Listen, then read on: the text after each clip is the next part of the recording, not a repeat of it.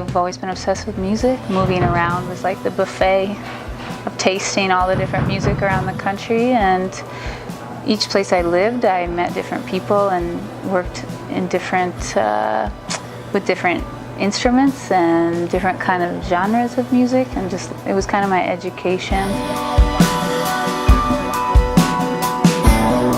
I think just being a visual artist, I do think of music in visual terms, so almost like collaging. So the way I count is not the way that musicians really count. I count in a completely different way, almost in chunks, visual chunks. I think it's just being more of a visual artist and not a trained academic musician has made it so that there's no rules. So I'm not limiting myself because it's not technically correct or something like this. It's just whatever comes out.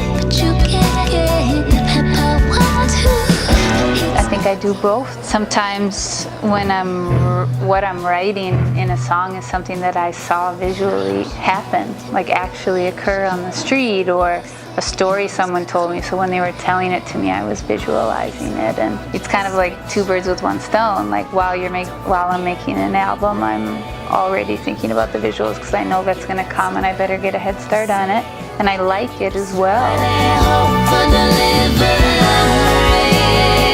Well, I was working with a full band and actually going into a studio to track the songs.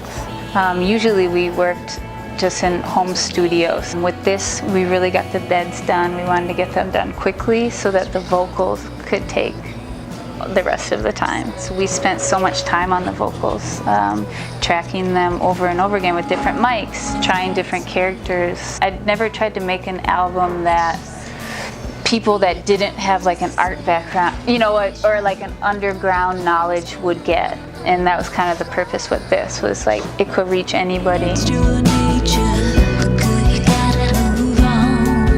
I think that it's both. And everything we do is a political statement, whether we're aware of it or not, from the shoes we're wearing or where we get our food, or if we choose to pay taxes or not, or all these things. So I'm a little bit more conscious of it, I guess.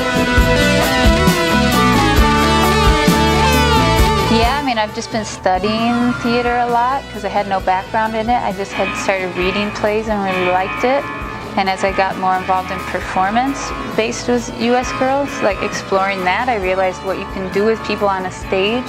We all love to sit on YouTube and watch clips of David Bowie and all these older performers, but no one's committing to trying to be one of these performers now.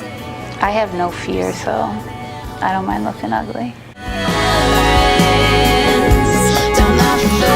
Having the best time. I wouldn't be going broke lugging an 8-piece band around the world if it wasn't, filling us with joy and purpose. We're doing it because we want to, and we see the reactions of people in the crowd. It's like people haven't seen a saxophone ever. It's great. Oh my God, weirdest experience I ever had was what just flashed into my mind was I was playing in Athens, Greece. I was touring alone at that time with just a reel-to-reel tape machine and a microphone. And I played the show, and the promoter took me to his house and he let me stay there. I'm on his computer, and then he just walked up to me naked. That's probably one of the craziest things. That's just like a defense mechanism that I've learned in life. That's if you don't laugh, you're screwed. I think that's just always on my mind. It's just trying to find a way to live with it because there's no choice.